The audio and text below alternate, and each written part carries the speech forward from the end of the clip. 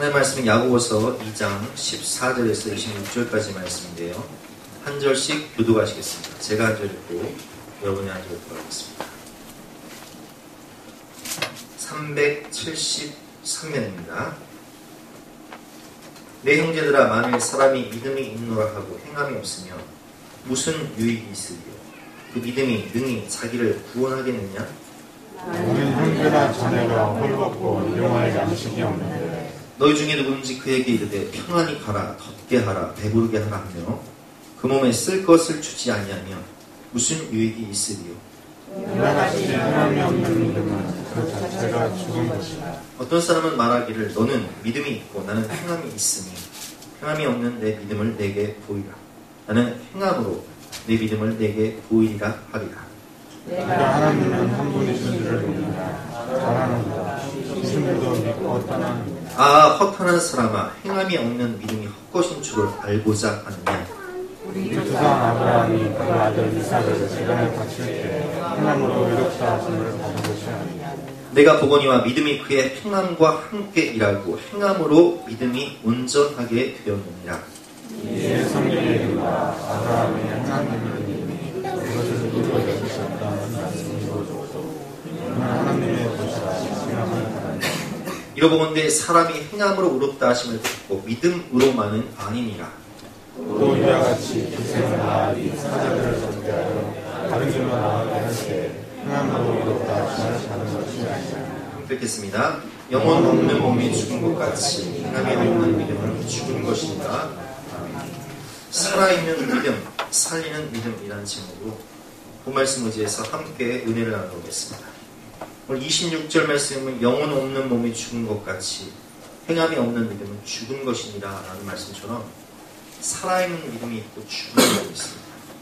우리가 계란을 보면 유정란이 있고 무정란이 있는데 유정란은 생명이 있기 때문에 그것을 어미닭이 품으면 병아리가 깨고 나오죠. 그러나 무정란은 생명이 없기 때문에 그것을 어미닭이 품으면 썩어버려요. 생명이 있고 없고의 차이가 있어요. 겉으로 볼 때는 몰라요. 근데 품어보면 아는 것처럼 믿음도 마찬가지입니다. 살아있는 믿음이 있고 죽은 믿음이 있어요.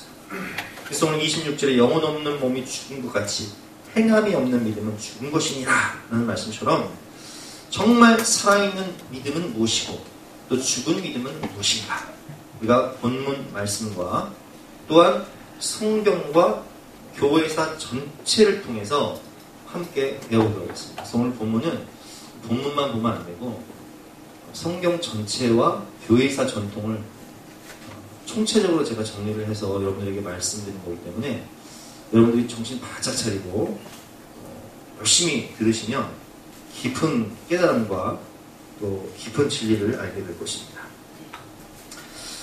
첫 번째로 죽은 믿음은 행함만을 강조하는 믿음이에요. 자, 여러분, 우리 항상 말씀을 볼 때는 구약과 신약을 같이 봐야 되고요.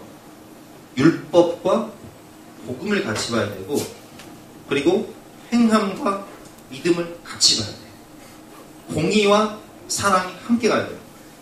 예수님의 십자가 속에는 하나님의 공의를 맞추기 위한 희생적 죽음이 있고 하나님이 우리를 사랑하시는 사랑이 숨겨져 있는 것처럼 모든 신앙은 균형이 있어야 돼요.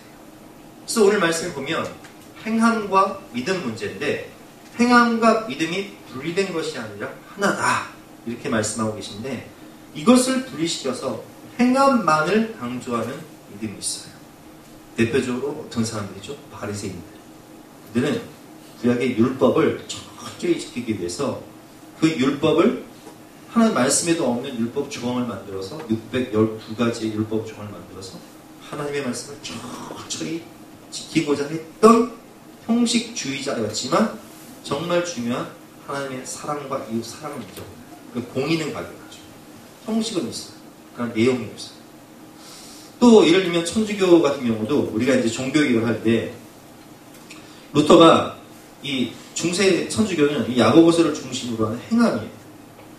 7성례와 선행을 열심히, 그리고 수행을 통해서 고행, 금식, 수행 이런 것들을 막 열심히 하는데 행함 쪽으로 치우쳐 있던 이 천주교. 얼마나 행함이 치우쳐 있었냐. 당시에 이 베드로 성당을 짓기 위해서 너무나 많은 건축 비용이 들다 보니까 교황이 칙령을 내린 거예요. 어떤 칙령을 내렸냐. 연옥에서, 천국과 지옥이 아닌 연옥이라는 곳이 있는데 믿음 생활을 시시들하게 하는 분들, 예수님 제대로 믿지 않은 분들은 연옥에 있는데 이 연옥에 있는 당신의 부모들이 천국에 가려면 당신들이 헌금을 많이 냅니다. 그래서 헌금이, 우리 헌금함이 있죠. 헌금이 동전이 톡톡 떨어지는 소리가 들 때마다 당신의 부모가 연옥에서 천국으로 이동한다. 이런 교리를 만듭니다. 이건 완전히 행함이죠.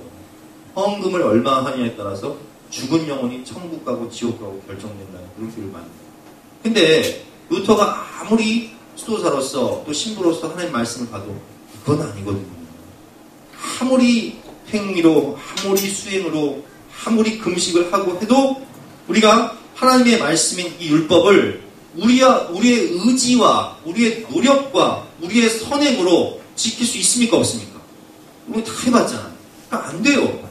안 되는 거예요. 그래서 이 행함으로 치우쳤던 루터가 종교개혁을 일으키면서 핵심으로 보았던 말씀이 무슨 말씀이? 로마서. 하나님이 구원받는 것은 믿음은 들음에서 나고 들음은 하나님의 말씀인데 사람이 마음으로 믿어 의에 이르고 입술로 시인하여 구원에 이르느니라. 이런 말씀을 했거든요. 그래서 이 바리새인 같은 경우나 혹은 천주교인들은요 굉장히 선행을 강조합니다. 그래서 제가 얼마 전에 장례식을 갔는데 그 장례식은 그분이 천주교를 믿었어요. 근데 이제 그 성당에서 그 천주교 신자들이 한 30명씩 와가지고 예배를 드리는 거예요. 그래서 예배 드리는, 우리는 당연히 이제 예배 끝나면 밥 먹잖아요. 식사하고 대화하고 이제 위로하고 하는데 그분들은 30명쯤 와가지고 예배만 딱 드리고 밥도 안 먹고 하는 거예요. 그래서 저분들은 식사를 하는 거 했더니 폐해를 끼칠까봐 장례식장에 가서 폐해를 끼칠까봐 식사를 안 한다는 거예요. 떡도 안 받아가고 심지어는 음료수도 안 받아간다는 거예요. 그만큼 행위를 강조하고 선행이라든지 이런 것들을 강조하는 곳이 천주교입니다. 여러분 재치기를 안식일 교인들 만나보셨죠? 그 사람들은 어떻게 해요? 그 사람들은 얼마나 이 행위를 강조하는지 선행을 강조하는지 선언을 많이 합니다. 그래서 그 사람들은 구약의 율법 조항을 지키기 위해서 지금도 돼지고기 먹어야 안 먹어요? 장어 같은 거 먹어야 안 먹어요? 안 먹어요. 철저하게 구약 율법을 지금도 지키는 거예요. 그러니까 그 사람들은 아직도 이 공의, 율법 중심인 거예요. 그런데 우리가 아무리 그렇게 율법을 지켜도 이게 구원에 확신이 없다 보니까 이쪽에 사람들을 만나서 이제 물어보면 그래서 당신 천국 갈 확신이 있습니까? 내가 아무리 의지를 가지고 노력을 해도 율법을 다 지킬 수가 있어요, 없어요? 하나라도 어기면 이게 걸려버리거든요. 그러니까 구원의 확신이 약해요. 행함만 강조하는 그런 부류의 신앙생활 하시는 분들의 특징을 제가 말씀드립니다. 근데 이런 분들의 특징은 자기가 이렇게 율법을 지키다 보니까 굉장히 공의가 강하죠. 아버지의 엄격함. 그래서 이런 곳에서 신앙생활 하시는 분들은 굉장히 엄격한 신앙생활을 했기 때문에 어떤 그런 보수적, 그래서 굉장히 엄격한 신앙생활을 하다 보니까 굉장히 정죄를 잘해요. 자, 예를 들면 제가 목사예요. 이런 신앙 전통에서 신앙생활 했어요. 제가 예를 들면 그러면 이제 제가 이렇게 하는 거예요.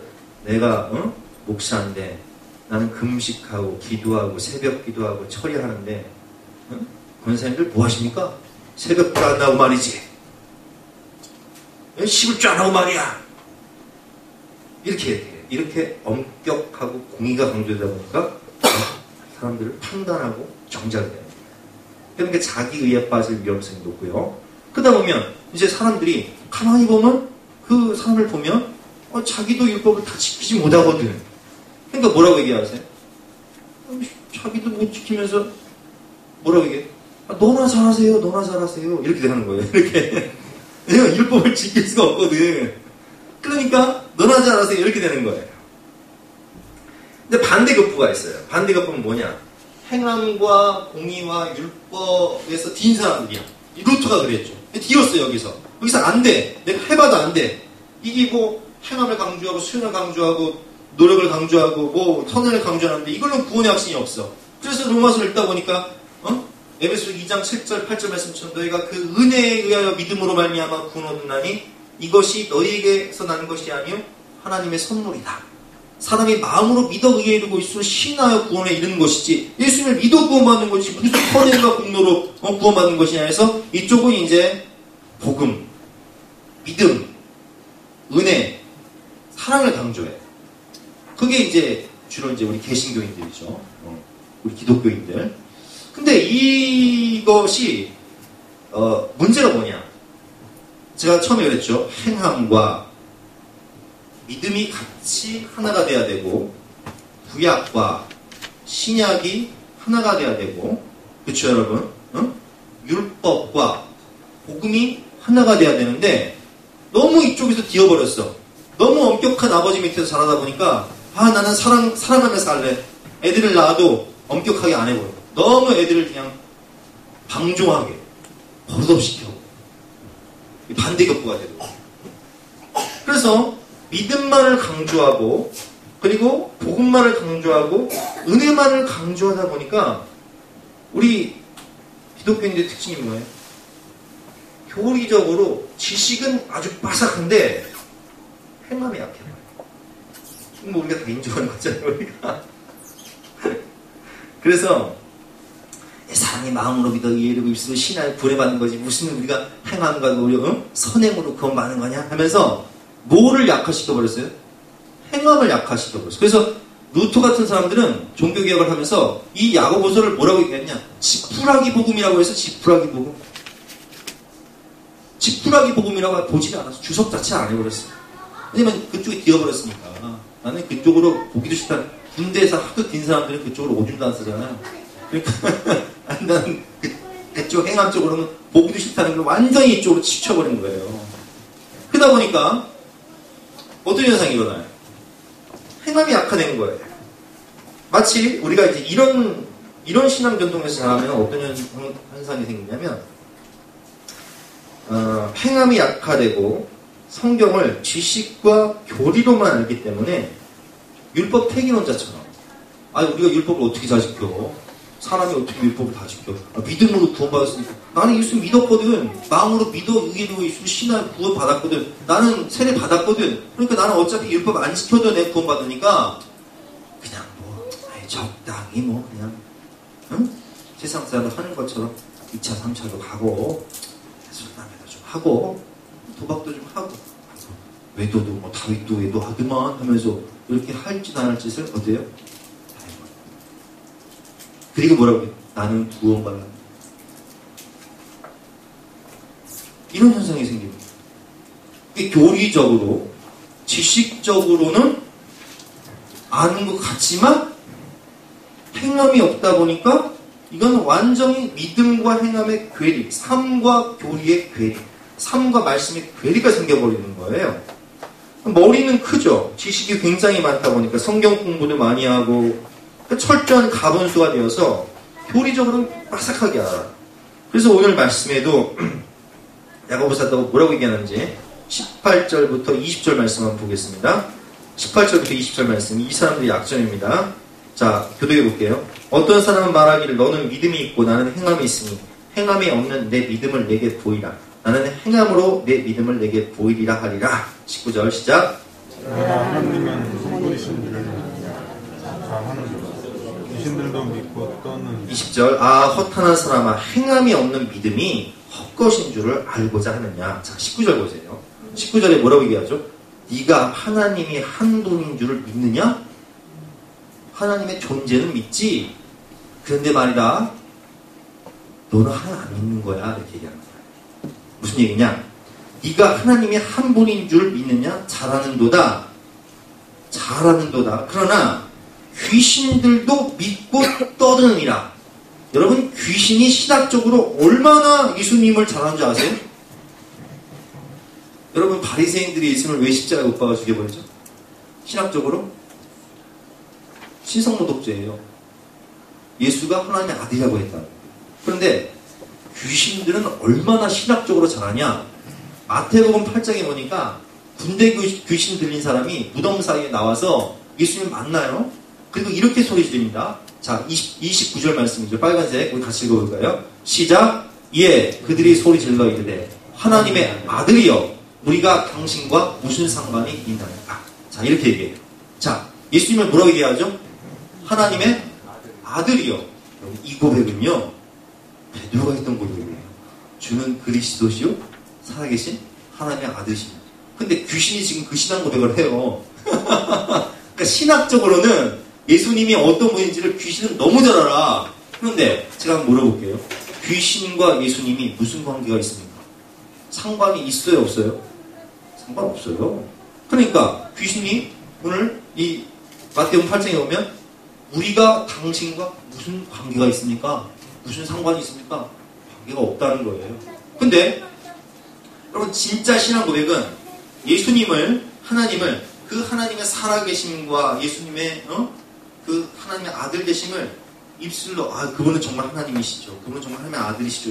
이렇게 고백하는 게 믿음이에요. 아니면 그 예수님을 나의 왕, 나의 주인으로 모셔드리는 것이 진짜 믿음이에요?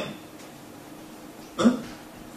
예수를 나의 구주 삼고 성령과 피로써 거듭나니. 그러니까 예수님을 나의 구주로 모셔드리는 게 진짜 믿음이라고요. 근데 이 약점이 뭐냐? 내가 세례는 받아서 예수님을 입술로 마음으로 믿어 의에 이르고 입술로 신하여 예수님을 나의 왕으로 나의 구주로 고백을 하는데 삶을 보면 누가 주인이에요?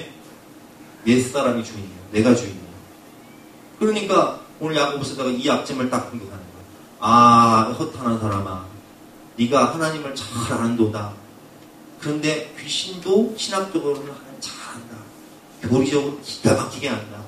근데 귀신하고 예수님하고 뭔 상관이 있냐? 귀신하고 하나님하고 뭔 상관이 있냐? 귀신이 예수님 영접해 구원 받냐? 같은 거다. 이렇게 딱 지적하는 거예요. 그러니까 여러분 우리가 이 부분을 아주 깊게 생각해야 돼요. 그러니까 이게 무슨 소리예요? 이게 그 신학과 그 삶의 고백이 연결되지 않으므로, 즉 하나님을 왕으로 모시지 않고 말씀에 순종하지 않으므로 할 짓 안 할 짓 다 하고 다니면서 죄란 죄는 은밀하게 다 저지르면서 한다는 소리가 택한 백성 어디 가나? 구원의 확신은 기가 막히게 있어요. 아니 예수님을 믿었으니까 나는 영생을 얻었고 구원 받았고 구원 받고 있고 구원 받을 것이다. 교리적으로는 기가 막히게 알아요.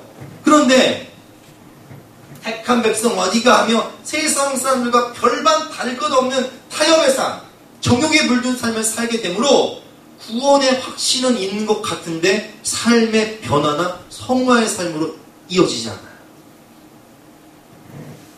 그러니까 마치 구약시대의 이스라엘 백성들이 하나님도 섬기고 바알도 섬기고 하나님도 섬기고 쾌락도 섬기고 하나님도 섬기고 할 짓 안 할 짓 다 하고 다니면서 죄악에 물들어 사는 것처럼, 그러다 멸망한 것처럼 오늘 말씀을 보면 허탄한 사람아, 오늘 14절 말씀, 그 믿음이 능히 너를 구원하겠느냐? 이렇게 딱 지적하고 있어요. 14절 말씀 여러분 읽어보겠습니다. 시작.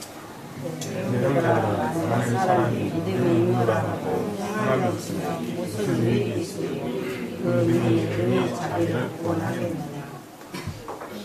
그 믿음이 능히 너를 구원하겠느냐? 그 반쪽짜리 믿음이? 그 균형을 잃은 믿음이? 그래서 이런 사람들은요, 세상에서 완전 버려져버려요. 소금, 세상에서 맛을 잃은 소금처럼 마태복음 5장 13절 말씀, 너희는 세상의 소금이니 소금이 만일 그 맛을 잃으면 무엇으로 짜게 하려? 후에는 아무 쓸데없어 다만 밖에 버려져 밟힐 뿐이니라. 아멘. 그러니까 세상 사람들이 뭐라고 해요?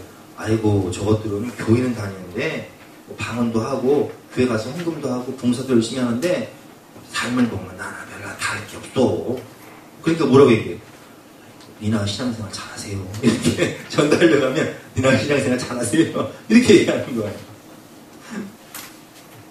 자, 오늘 본 말씀 14절부터 16절까지 한번 읽어보겠습니다. 자, 17절까지 읽어볼게요. 교독해 보겠습니다. 내 형제들아, 만일 사람이 믿음이 있노라 하고 행함이 없으면 무슨 유익이 있으리요? 그 믿음이 능히 자기를 구원하겠느냐? 15절 시작. 만일 형제나 자매가 헐벗고 너희 중에 누구든지 그에게 이르되 평안히 가라, 덥게 하라, 배부르게 하라며 그 몸에 쓸 것을 주지 아니하며 무슨 유익이 있으리요. 17절 시작. 자, 이렇게 반쪽짜리 믿음으로는 구원받지 못한다. 행함이 없는 믿음은 그 자체가 어떤 것이라고요? 죽은 믿음이다. 이거 죽은 믿음이라고 명확히 나와 있어요. 그럼 여러분 제가 질문해 볼게요. 예수님이 율법을 폐하러 오셨습니까? 아니죠. 예수님은 이 율법을, 이 행함을, 이 공의를 폐하러 오신 분이 아니에요. 그럼 뭐라고 얘기하셨어요? 나는 율법을 완성하는 거다. 율법의 1.2획도 없어지지 않을 것이다. 그러면 다시 율법으로 돌아간 얘기예요? 그건 아니에요. 자, 보세요. 내가 율법이나 선지자를 폐하러 온 줄로 생각하지 말라. 폐하러 온 것이 아니요 완전하게 하려 합니다. 18절 시작. 예수로 너희에게 이르노니 선지가 없어지게 되면 율법의 1.1획도 결코 없어지지 아니하리라. 그러므로 누구든지 이 계명 중에 지극히 작은 것 하나라도 버리고 또 그같이 사람을 가르치는 자는 천국에서 지극히 작다 일컬음을 받을 것이요 누구든지 이를 행하며 가르치는 자는 천국에서 크다 일컬음을 받으리라. 20절 시작. 내가 너희에게 이르노니 너희 손으로 성령과 더 나지 못하며 저 천국에서 나지 못하리라. 자, 우리가 근데 어떻게 서기관과 바리새인보다 나냔 말이에요. 이 율법을 우리 의지로 노력을 해봐도 안 되는데 서기관과 바리새인이 얼마나 대단하냔 말이에요. 근데 이 복음에는 하나님의 은혜가 나타나서 믿음에 이르게 하노니 기록된 바 오직 의인은 믿음으로 말미암아 살리라. 이 율법과 복음을 하나로 만드는 온전한 믿음까지 가야 되는데, 그렇다면 어떻게 이렇게 온전한 믿음, 즉 믿음과 행함이 하나가 되고 사랑과 공의가 하나가 되고 구약과 신약이 하나가 되고 이게 완전히 살아있는 열매 맺는 신앙생활이 가능한가? 이 진짜 믿음으로 어떻게 가야 되냐? 이걸 우리가 이제 배우는 거예요. 자, 여러분 믿음과 행함은 분리된 것이 아니라 하나예요. 동전의 양면과도 같아요. 신학적으로 동전의 양면과도 같아요. 믿음과 행함은 하나다. 로마서와 야고보서가 같은 성경이에요. 근데 이 동전의 앞면과 뒷면이 하나인 것처럼 믿음과 행함, 사랑과 공의, 구약과 신약이 완전히 하나인데 어떻게 하나가 되냐? 따라해 보실까요? 성령 안에서. 성령 안에서 하나가 된다. 하나가 된다. 성령 안에서 하나가 된다. 성령 안에서 하나가 된다. 자, 그 모델을 제가 그냥 쉽게 말씀드릴게요. 사도행전 2장을 한번 볼까요? 제가 한번 사도행전 2장을 한번 찾아봤는데요. 사도행전 2장을 보면 사람들이 회개를 통해서 주인이 바뀌어요. 그래서 성령의 열매를 맺게 되는데, 자, 사도행전 2장에 보니까 베드로가 오순절 성령 강림 사건을 통해서 성령 세례를 받자 사람들이 막 조롱하죠. 아이고 저거 세술에 취한 거 아니에요. 근데 오전 9시에 뭔 세술에 취해요 사람들이. 그래서 베드로가 딱 나가서 설교하죠. 우리가 세술에 취하는 것이 아니다. 구약의 요엘 선지자가 예언한 대로 말세에 내가 내 영을 너에게 부어주리니 우리가 약속하신 성령을 받은 것이다. 너희는 예수 그리스도를 그 생명의 주를 십자가에 못 박았다. 너희는 죄 때문에 죽게 되고 너희는 죄 때문에 심판받아 죽게 되는데 그 지옥은 어떤 곳인 줄 아냐. 이렇게 무시무시한 설교를 하는 거예요. 그러니까 그 사람들이 막 두렵고 떨리는 마음으로 막 공포에 휩싸여서 형제들아 그럼 우리가 어떻게 해야 구원을 받을 수 있느냐. 우리가 어쩌고 이렇게 막 탄식하며 있을 때 베드로가 이렇게 얘기합니다. 너희가 각각 예수 그리스도의 이름으로 세례를 받고 죄사함을 얻으라. 너희가 회개하여 각각 예수 그리스도의 이름으로 세례를 받고 죄사함을 얻으라. 그러면 성령의 선물을 받으리니 이렇게 말씀해요. 그 강집사님, 정집사님 그렇게 삐딱하게 앉아있으면 앞으로 와서 자리만 앉으세요. 지금 오세요. 얼른. 너희가 회개하여 죄사함을 얻고 예수 그리스도의 이름으로 세례를 받고 그러면 성령을 받을 것이다. 이렇게 말씀하고 계세요. 강집사님 또 오세요. 두 번만. 자, 여러분 이거예요. 우리가 정말 성령 안에서 하나가 되기 위해서는 첫 번째 단계가 뭐냐? 회개야. 내가 잘못된 신앙생활을 했구나. 아, 내가 이러다가는 꼼짝없이 지옥 가겠구나. 아, 내가 마태복음에 나온 것처럼 하나님의 율법을 폐해버리고 무슨 구원파도 아니고 무슨 율법 폐기론자도 아니고 내가 신앙생활을 한다고 교회는 나오지만 예배는 드리지만 행함 없이 말씀에 순종은 전혀 없이 세상의 온갖 죄악을 다 저지르고 나더러 주여 주여 한 자마다 나 천국에 들어갈 것이 아니요 다만 하늘에 계신 내 아버지의 뜻대로 행하는 자라야 구원을 받는다고 주님께서 분명히 말씀하셨는데 내 삶을 보면 완전히 옛사람이 주인 되어서 죄가 왕되어서 난 살았구나.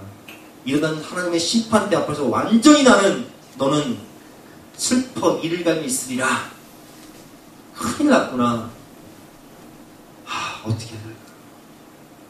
철저히 주님 앞에 회개하고 하나님 나는 죄인입니다.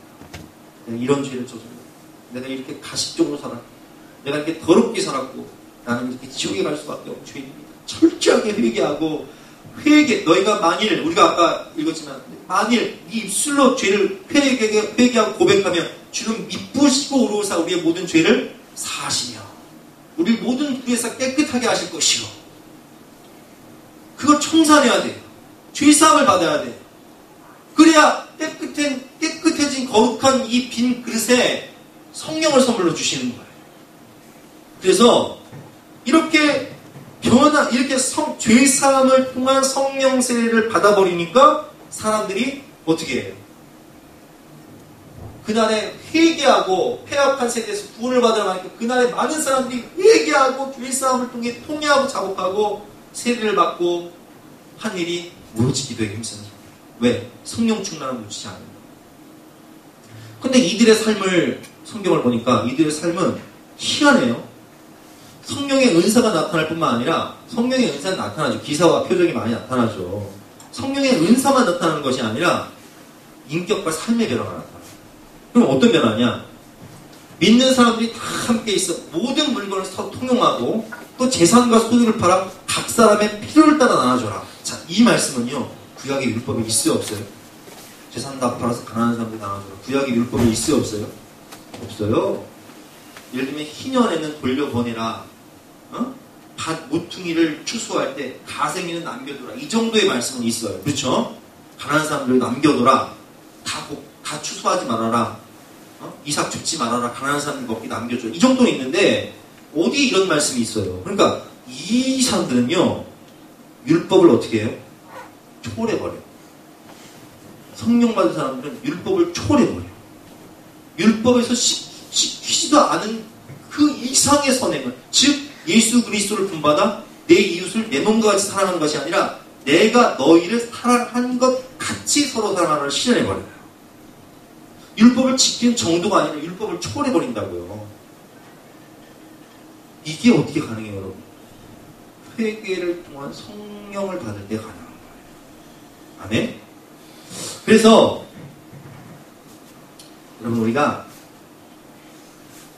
다시 본질로 다시 처음 초대교회 다시 중세 교회사 전체를 제가 말씀드렸는데 과정이었고 이쪽 저쪽 오락가락하면서 진보냐 보수냐 사랑이냐 공이냐 율법이냐 복음이냐 믿음이냐 행함이냐 왔다 갔다 할 필요가 없는 거예요. 다시 처음으로 와서 하나된 믿음을 가지면 되는 거예요. 아멘? 그래서 다시 죄사함을 통한 회개를 통한 죄사함 예수 그리스도를 온전히 나의 구주로 모시는 성령에 메어버리는 성령에 사로잡히는 삶이 실현되면 완전히 살아있는 믿음 믿음과 희망이 함께가는 사랑과 공의가 함께가는 복음과 율법이 함께가는 구약과 신약이 함께가는 그 믿음이 가능한 거예요. 제가 말씀드렸죠. 믿음과 행함은 동전의 양면인데 이것을 하나로 만드는 것이 바로 회개를 통한 성령이다. 그러면 회개를 통한 성령인데 여기서 주의할 점이 있어요. 그냥 성령 운동이 아니라 회개를 경험한 성령 체험이 있어야 한다. 이렇게 제가 말씀드렸는데 이것은 제가 교회사를 분석을 하면서 예를 들면 우리나라를 볼게요. 우리나라 1907년의 평양 대붕운동의 특징은 평양 장대현교회에서 길선주 장로님이 목사 안수를 받기 전에 자신이 친구가 죽으면서 맡겨둔 재산을 어느 정도 빼돌리고 그 가정에다 주지 않고 빼돌린 것이 있었어요. 근데 그가 예배를 드리면서 붕해를 하면서 그 죄가 견딜 수 없어서 만인 앞에서 그 죄를 공개 회개합니다. 그리고 갚아버립니다. 그 회개의 모습을 보면서 사람들이 마음에 찔려 어찌할꼬 다 나와요. 가늠한 사람, 사기친 사람, 거짓말하는 사람, 도둑질하는 사람이 다 나와요. 그리고 회개. 회개가 입술로만 회개한 것이 아니라 그 다음날 자기 재산을 정리해서 다 갚아버려요. 그러니까 이게 삶의 변화, 정말 사회 정화운동까지 가요. 이 평양 대붕운동을 통해서 100만 구령운동이 일어나고 100만 구령운동에서 그친 것이 아니라 국채보상운동이라든지 울산 장려운동이라든지 3.1운동, 독립운동까지 이어집니다. 사회개혁운동까지 가요. 삶의 총체적 변화가 일어나요. 웨일즈 대붕운동 때도 그랬어요. 사람들이 너무 막 회개하고 자복해서 죄를 고백할 뿐만 아니라 자신들이 도둑질했던 거, 자신들이 사기쳤던 것을 다 갖다 줘버렸어요. 그 사회가 막 변화가 되기 시작합니다. 이게 바로 회개를 통한 성령운동이었어요. 근데 그렇지 않고 회개가 빠져버리면 그냥 성령운동으로 가게 되면 성령 받아라, 은사 받아라, 능력 받아라 이쪽으로 가게 돼요. 그러면 능력 받아 치유, 또 병고침, 그리고 죽기 이런 건 가능해요. 성령의 능력 받아 가능한데 죄사함, 회개와 죄사함이 없다 보니까 사회 정화가 남들을 변화시킬 수 없어요. 그러니까 교회는 부흥되죠. 부흥한 사람들 많은데 사회 정화가 사회를 변화시킬 수 있는 거룩함의 능력이 없는 거예요. 그것이 우리나라 1970년대의 성령운동이었어요.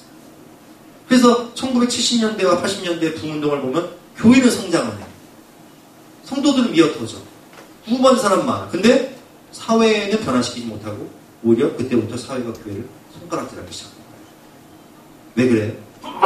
회개를 통한 성령운동이라는 거예요. 그래서 여러분 오늘 이 말씀은 제가 이 묵상하면서 우리 자신을 좀 점검했으면 좋겠어요. 여러분들이 신앙생활을 각자 어떤 집안에서 어떻게 자라왔느냐, 또 각자 어느 교단에서 어떻게 신앙생활을 하느냐에 따라서 어떤 분들은 굉장히 율법적으로 치우친 분도 계시고 행함이나 율법, 공의적으로 치우친 분도 계시고 어떤 분들은 굉장히 사랑이라든지 은혜, 복음적으로 치우친 분들이 계셔서 이것이 균형이 안 맞아.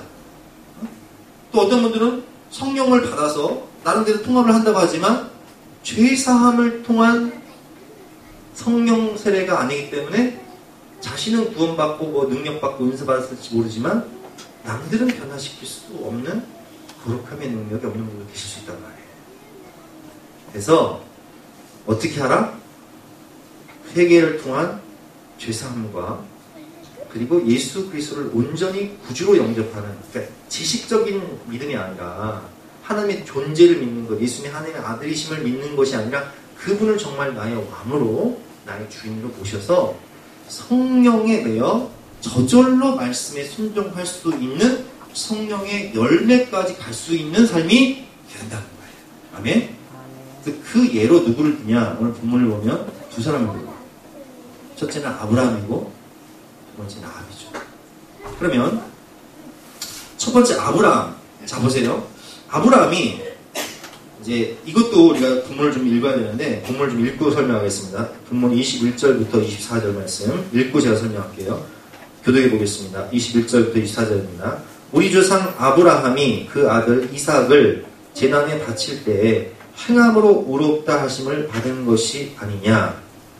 내가 보거니와 믿음이 그의 행함과 함께이라고 행함으로 믿음이 온전하게 되었느니라. 자 보니까 믿음이 그의 행함과 함께라고 행함으로 온전하게 되었느니라. 그래서 23절에 보면 이에 성경에 이른 바 하나님이 하나님을 믿으니 이것을 의로 여겼다는 말씀이 이루어졌고 그는 하나님의 벗이라 칭함을 받았나니 24절 시작 이러건대 사람이 행함으로 의롭다 하시고 믿음으로만은 아니니라. 자, 이 말이 무슨 얘기냐?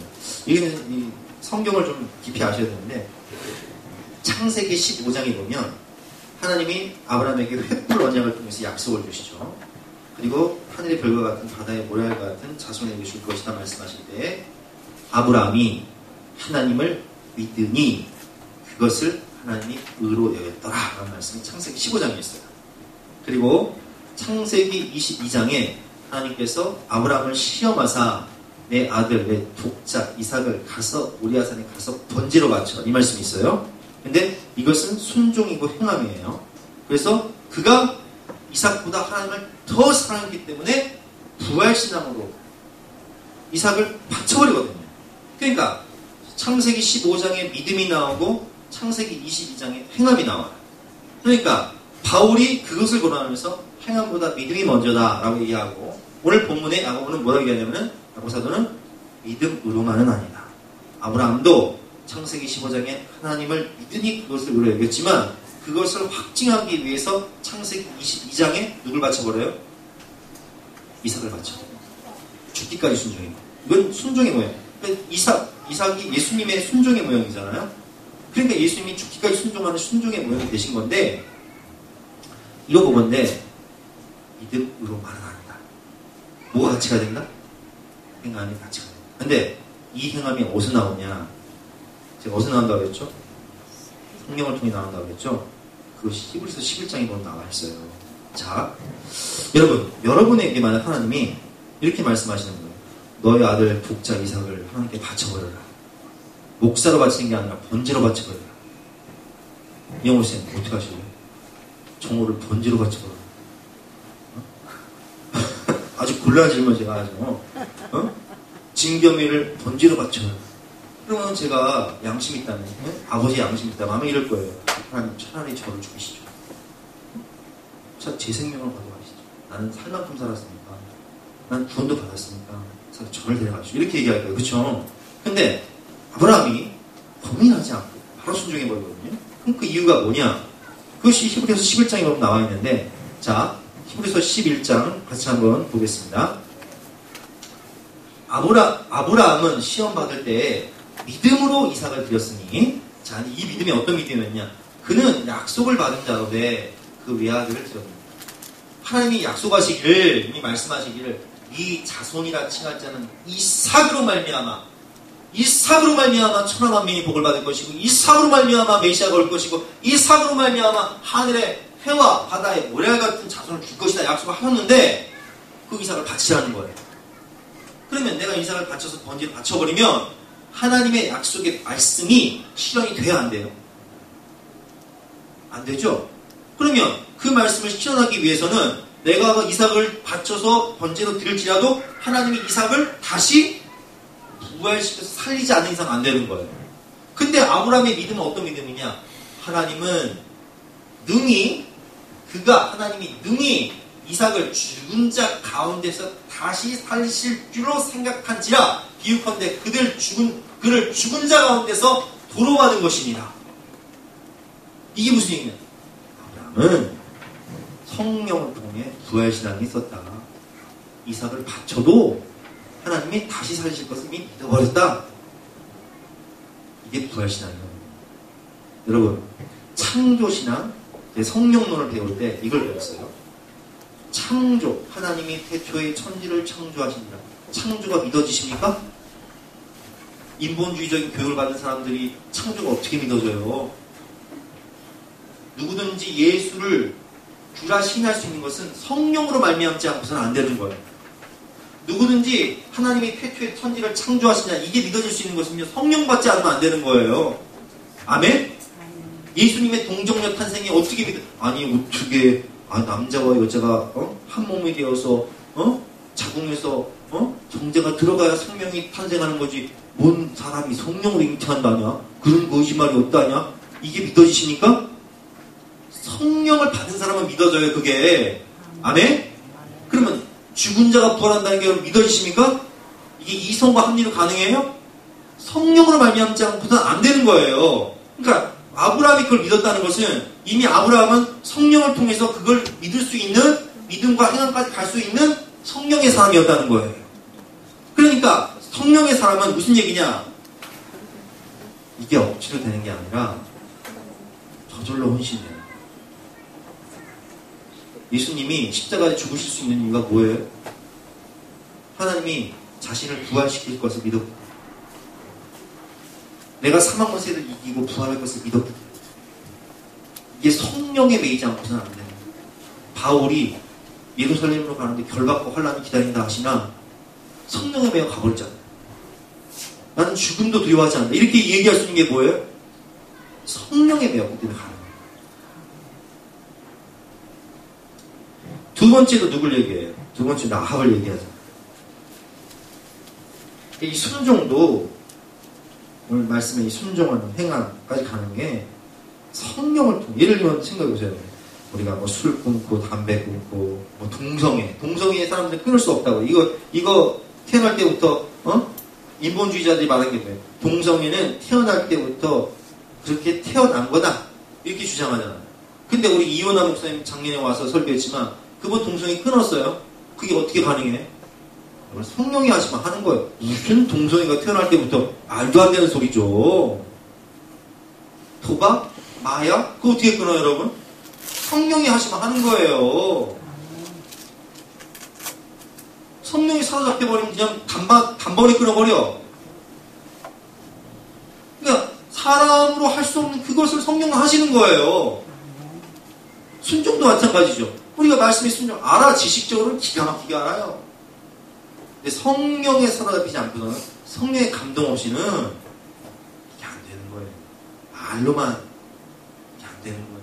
성령의 아브라함이 순종할 수 있었던 것은 그가 완전히 성령에 사로잡혀 부활신앙을 믿었기 때문에 순종할 수 있었다는 거예요. 라합도 마찬가지죠. 라합도 여리고성을 점령한 정탐꾼들이 들어왔을 때 그는 어떻게 믿었냐? 성경을 보면 상천하지 하나님이라고 얘기해요. 이야, 하나님은 애굽을 무너뜨리시고 홍해를 가르시고 가나안 땅에 들어올 때도 요단강을 끊어버리신 그 하나님. 상천하지 하나님이라는 뜻은 위로는 하늘 하나님, 아래로는 땅의 하나님이신데 하늘과 땅의 모든 것을 다신 분이시라는 거예요. 하나님이 역사의 주관자가 되시고 하나님이 생사복을 주관하시고 우주만물을 통치하신 분이신데 그분이 여리고성을 점령하기로 결정하셨다면 그건 끝났다는 거예요. 그래서 정탐꾼들을 숨겨주면서 뭘 거래하냐?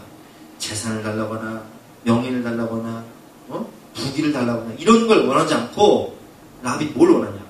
당신들이 이 여리고성을 점령하면 반드시 우리 집 안에 있는 사람들은 누가 됐든 살려주십시오. 가족을 구원해봐요. 그러니까 이 사람은 라합은 나중에 예수님의 조상이 되는데 예수님 족보 올라가잖아요. 성령을 통해 하나님을 가버려요. 가나안 땅 천국을 보는 거예요. 그래서 히브리서 11장에 보면 이 라합에 대한 믿음을 뭐라고 설명하냐? 그가 나온 바 본향, 여리고성이죠. 자신의 고향이니까. 나은 바 본향을 생각하였더라면 돌아갈 기회가 있었으려니와 밀보하고 명령되면 돼요. 민족주의자면. 그러나 더 나은 본향을 삼아. 이게 더 나은 본향이 뭐예요? 하늘나라. 영원구원. 더 나은 본향을 삼아 곧 하늘에 있는 것이라 이러므로 하나님이 그들의 하나님이라 일컬음을 받으실 부끄러워하지 아니하시고 그들을 위하여 한 성을 예배하셨느니라. 믿음으로 기생 라합은 정탐꾼을 평안히 영접하였으므로 순종하지 아니한 자와 함께 멸망하지 아니하는. 이 말이 무슨 얘기냐? 라합은 천국의 소망을 확실히 가지고 성령에 매여 정탐꾼을 숨겨주고 은 가지고 살려줬다는 거예요. 그러니까 여러분 오늘 말씀을 통해서 우리가 이제 정리를 하면요. 내가 온전히 회개를 통해 죄사함을 얻고 내가 죽을 수밖에 없구나. 내가 회개하지 않으면 지옥 갈 수밖에 없구나. 내가 깨닫고 철저히 회개하여 내 옛사람을 십자가에 못 박아 죽여버리고 내가 그리스도와 함께 십자가에 못 박고 내 안에 예수가 살아. 정말 예수님이 내 주인 되지 않으면 내가 할 수 없는 거예요. 예수님이 주인 되면 내가 성령의 인도하심을 받고 성령에 내어버리기 때문에 그때부터는 내가 할 수 없는 그것을 성령이 저절로 하게 하시죠. 아멘? 그러니까 끊을 수 없었던 죄악이 자연스럽게 끊어지고 성령의 열매가 그냥 자연스럽게 맺혀지는데 뿌리가 하나님 안에 딱 뿌리 내려버리니까 성령의 열매가 자연스럽게 맺혀지는데 결국 성령의 선물을 받아 예수님을 주인으로 영접하고 바뀌게 되면 이전에 이 율법으로 노력과 의지 행함으로도 안 되고 이 복음, 말씀, 믿음, 지식과 교리로도 안 되던 그것이 성령으로 가능해집니다. 노력으로도 안 되고 행함으로도 안 되고 지식으로도 안 되고 교리적으로도 안 되던 것이 성령의 감동과 역사로 율법을 초월한, 율법을 넘어선 하나님의 말씀을 지켜볼 수 있는, 그래서 기쁜 마음, 자원한 마음으로 하나님의 말씀에 순종할 수 있는 능력 있는 신앙생활을 할 수 있다는 것. 이것이 갈라디아서 5장 22절 말씀이죠. 오직 성령의 열매는 사랑과 희락과 화평과 오래 참음과 자비와 양성과 충성과 온유와 절제니 이 같은 것을 금지할 법이 없느니라. 그러니까 이 같은 것을 금지할 수 없다는 것은 저절로 되는 거예요. 성령의 명. 그러니까 예를 들면 성령 받은 베드로가 옛사람으로 돌아가던가요? 바울이 죄 짓고 살던가요? 그렇지는 않죠. 완전히 복음에 매이고 성령에 매여 자원하는 마음으로 복음을 위해 목숨 걸잖아요. 영혼들을 살리기 위해 자원하잖아요. 스스로 그것을 가져가요. 예수님처럼. 그것이 저절로 되는 것이다. 이 같은 것을 금지할 법이 없느니라. 저절로 되는 것이다. 그래서 여러분, 제가 목회를 하면서 항상 느끼는 거지만 칭의, 누구든지 예수를 주로 영접할 수 있는 것은 성령으로 말미암지 않고서는 안 되는 거예요. 말씀에 있잖아요. 누구든지 예수를 주라 신할 수 있는 것은 성령으로 말미암지 않고서는 안 되는 것이다. 거듭남? 너희가 물과 피와 성령으로 거듭나지 않으면 하나님 나라를 볼 수 없느니라. 칭의도 성령의 역사고 거듭남도 성령의 역사고 성화 성령의 역사고요. 영화 성령의 역사. 우리가 정말 회개를 통해 죄사함을 하고 성령의 예수 그리스도가 내 안에 주인 될 때 나는 죽고 예수로 살아날 때에 성령이 온전히 성령이 나를 주장하사 주님의 형상이 내 삶 가운데 이어지는 것이죠.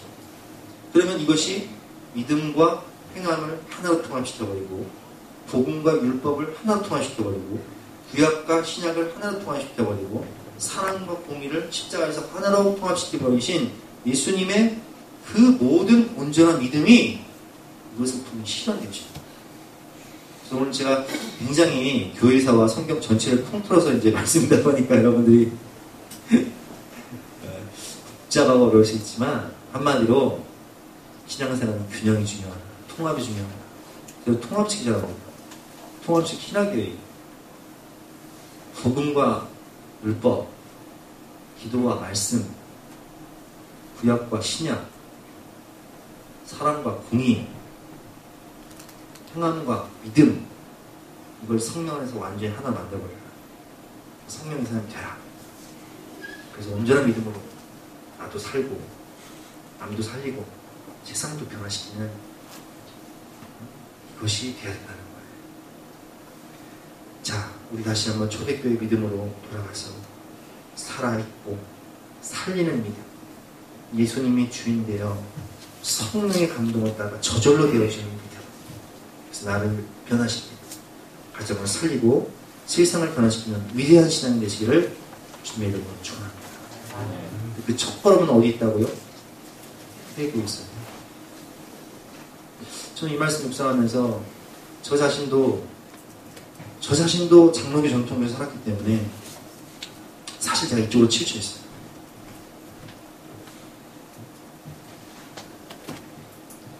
근데 이 말씀 묵상하면서 되게 잘못됐구나. 우리 기독교가 종교개혁을 하면서 이쪽으로 완전 등져버렸잖아요. 행한 율법적을. 그잖아요. 등져버려. 그게 균형을 잃어버렸어. 그러니까 종교개혁의 급부로 이쪽은 좀 이쪽으로 왔어. 근데 우리 기독교는 너무 이쪽으로 가버렸어.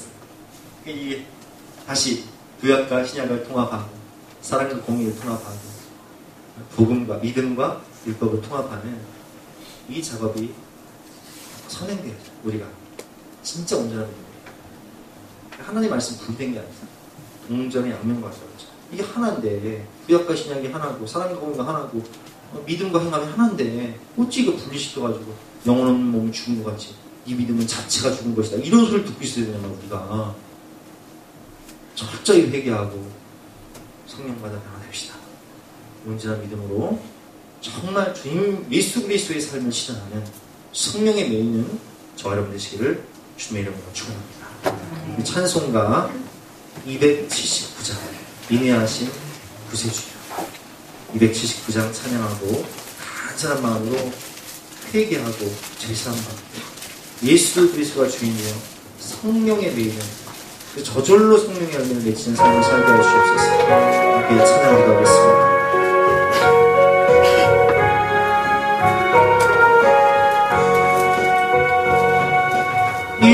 인내하신 구세주여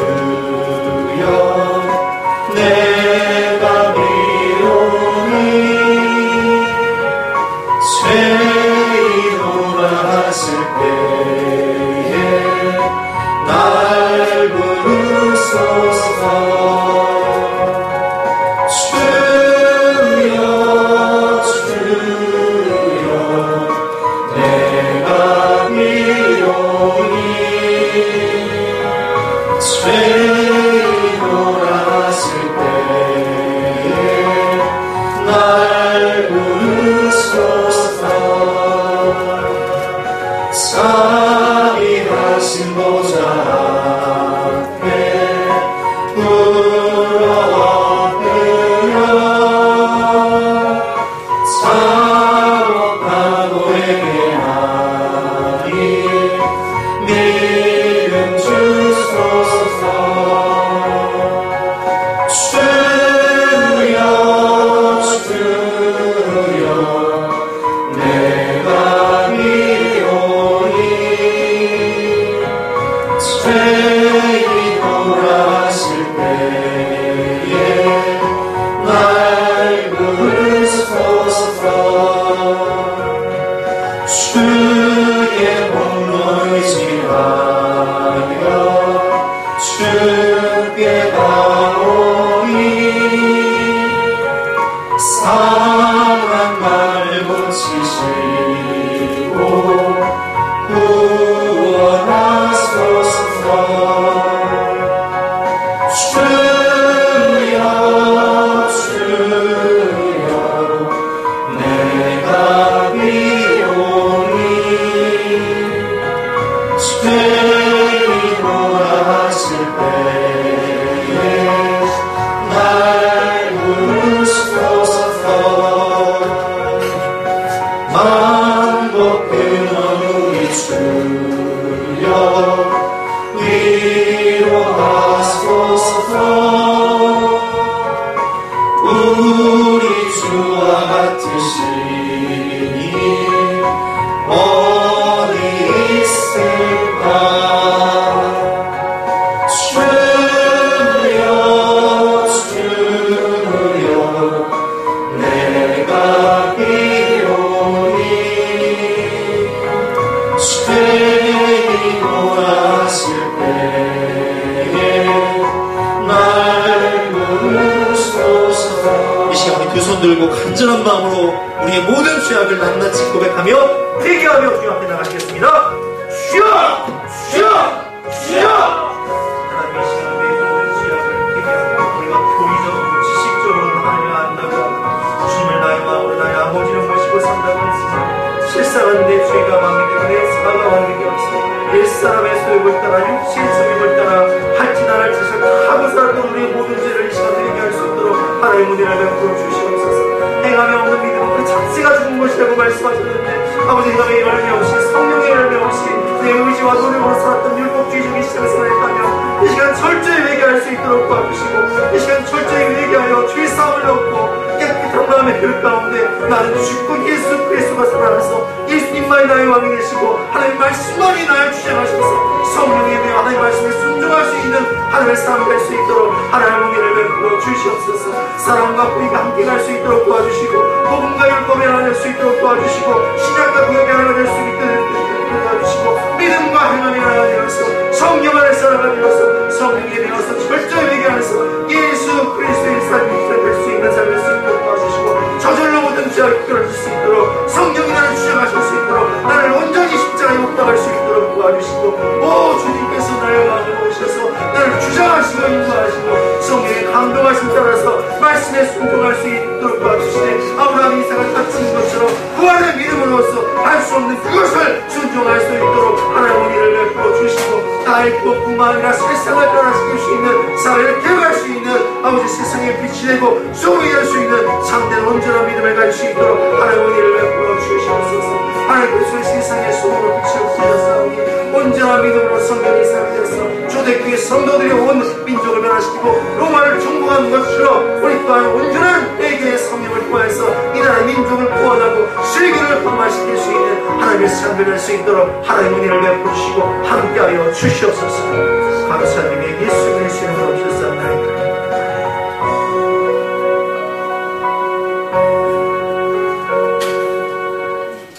하나님, 초대교회의 성령의 역사를 통하여 성도들이 온전히 주님의 삶을 실현하는 것처럼 1907년 대동운동을 통해서, 평양대동운동을 통해서 민족이 복마되고 세상을 변화시켰던 것처럼, 웨일즈 부운동을 통해서 성도들이 회개하여 사회 전체를 변화시켰던 것처럼 우리가 회개하여 구원받고 온전한 믿음으로 천국 들어갈 뿐만 아니라 가정을 살리고 이 나라의 민족을 변화시키는 위대한 주님의 일꾼들 될 수 있도록, 참된 제자가 될 수 있도록, 그리스도를 믿는 주님과 연합하는 참된 성도가 될 수 있도록 은혜를 베풀어 주시옵소서. 성령에 사로잡히고 온전히 예수가 주인 되어 주님을 기쁘시게 하는 저와 우리 성도들 될 수 있도록 주님께서 은혜를 베풀어 주시고 성령의 충만함을 주실 것을 믿고 감사드리며 예수 그리스도 이름으로 기도드렸사옵나이다. 아멘. 다같이 나서 별단 찬송 190장 하나님께 찬송하시겠습니다.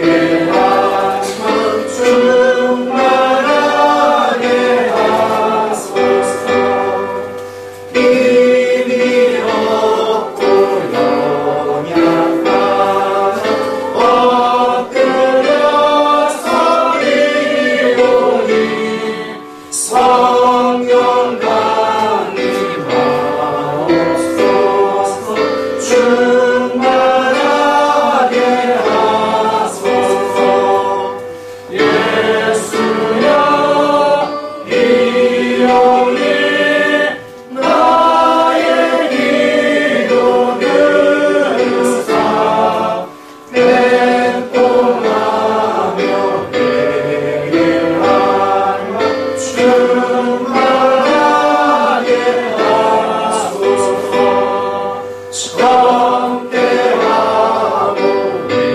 위로하사 복을 받게 하소서. 충만하게 하시고 무한 감사합니다. 예수여 피 흘리 나의 기도 들으사 애통하며 내게 한번 충만하게 하소서. 아멘. 성령이여 강림하사 우리를 온전히 살아오게 하셔서 우리가 죄사함을 통해 회개를 통해 나의 옛사람과 정욕과 악한 죄악들을 십자가에 못 박고 오직 예수 그리스도만 이 삶 가운데 우리 가운데 주인 되시고 왕 되셔서 하나님이 다스리시고 통치하시는 삶, 말씀에 순종하되 기쁜 마음으로 차원하는 마음으로 순종할 수 있는 성령 충만한 삶이 실현될 수 있도록 성령 하나님 역사하여 주시옵소서. 그런 마음으로 우리의 몸을, 우리의 삶을, 우리의 모든 것을 주님께 드려오니 주님 받아주시고 주님 나라와 영광 위하여 아름답게 사용하여 주시옵소서. 바친 손길과 가정 위에 하나님께서 하늘의 평강과 성령의 충만한 은혜와 땅의 기름진 복을 채우실 것을 믿고 감사드리며 예수 그리스도 이름으로 기도드렸사옵나이다. 아멘. 지금은 우리 구주 예수 그리스도의 은혜와 하나님의 영원하신 사랑과 성령님의 감화감동 역사하시니 주께서 복의 근원으로 부으셔서 성령의 충만함을 주시고 민족과 열방을 살리게 될 주님의 아들, 딸들 머리머리 위에 앞날 위에 증평까지 함께 하시기를 간절히 축원하옵나이다. 아멘. 아멘.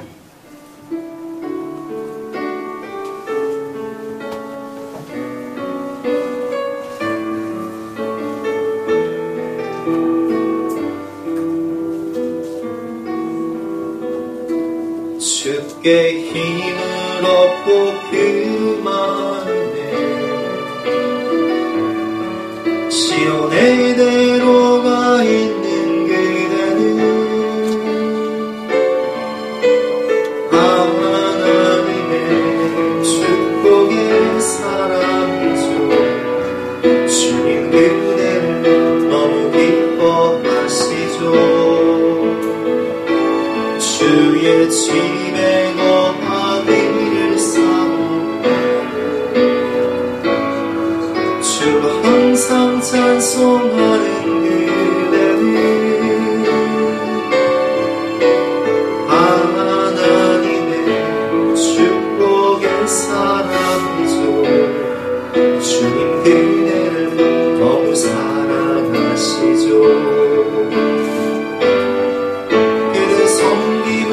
아름다운 찬송 그대 헌신을